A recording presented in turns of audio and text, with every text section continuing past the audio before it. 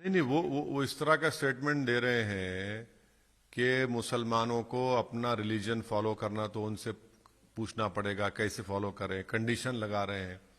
वो अपने इंटरव्यू में इस तरह का बयान बोल रहे हैं कि हमको एडजस्ट करना पड़ेगा अपने दीन पर, अपने रिलीजन पर चलने के लिए। होते कौन है भाई? मैं अपनी रिलीजन पर चलूंगा और हर कोई अपने अपने रिलीजन चलेगा। आप कौन होते? और आप बोल रहे हैं कि सुप्रीमेसी की बात हम कहां करते हैं? हम तो हमेशा इक्वालिटी की बात करते हैं, इक्वल राइट्स की बात करते आए हैं।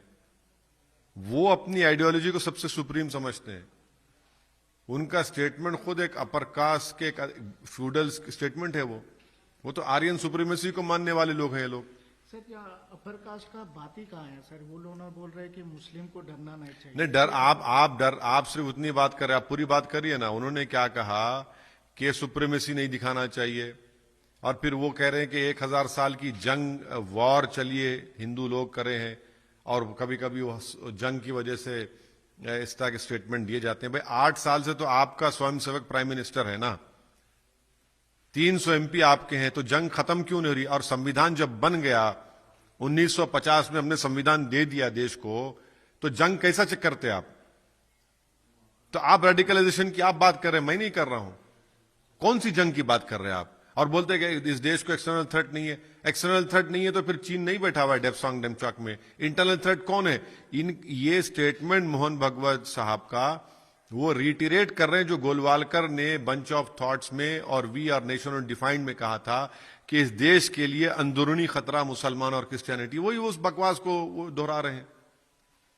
सर, अभी आपने कहा कि आरएसएस की आइडियोलॉजी थ्रेट है हिंदुस्तान के लिए, मगर आरएसएस हमेशा देश के हित में काम करते हैं बोलते हैं। आरएसएस का जो ओथ है, उनका जो मेंबर को ओथ लेना पड़ता, क्या वो संविधान के बराबर है? संविधान के मुताबिक नहीं है। वो ओथ में ये ओथ लेते हैं कि हम एक धर्म और एक आइडियोलॉजी के लिए ही काम करेंगे, प्रमोशन के लिए।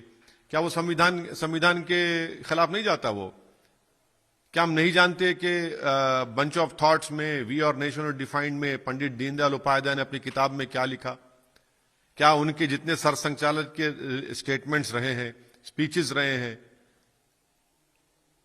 कॉन्स्टिट्यूशनल इक्वालिटी को आरएसएस कभी नहीं मानती, ना कभी मानेगी।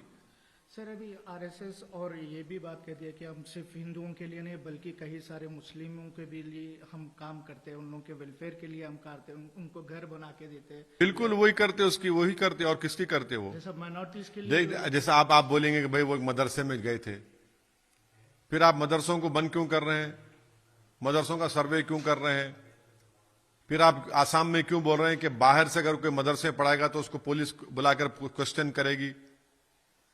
आप बिल्किस बानो की क्यों नहीं बात करते? आप इखलाक पीलू खान रकबर की क्यों नहीं बात करते? जो बगैर प्रिंसिपल्स ऑफ नेचुरल जस्टिस को फॉलो किए घरों को तोड़ दिया जा रहा है सिर्फ मुसलमान के, उसकी बात क्यों नहीं करते आप? ये क्या पैगाम दिया जा रहा है, बताइए फिर आप। सर, अभी इस तरह के स्टेटमेंट अभी आगे आना, क्या ये 2024 की तैयारी हो सकती है? यकीनन आरएसएस जानती है कि देखिए, बीजेपी कुछ नहीं है, आरएसएस है। आरएसएस ये जानती है कि देश में सबसे बड़ा मुद्दा, बर्निंग जो मुद्दा है, बेरोजगारी का है, प्राइस राइज का है, इन्फ्लेशन का है, मैन्युफैक्चरिंग सेक्टर ठप हो चुका है, स्मॉल स्केल इंडस्ट्रीज बंद पे बंद होते जा रहे हैं, अब पूरी दुनिया में रिसेशन भी आने वाला है, सब जगह तो वो चाह रहे हैं कि इन मुद्दों से कैसे तवज्जो हटाई जाए। इस तरह का एक स्टेटमेंट दे दो। और चीन पे बात ही नहीं करते। एक्सटर्नल थ्रेट नहीं है। एक्सटर्नल थ्रेट कैसा नहीं है? अपने इंटरव्यू में कहा एक्सटर्नल थ्रेट तो है ना, चीन बैठा हुआ है डेप्सांग डेमचॉक में।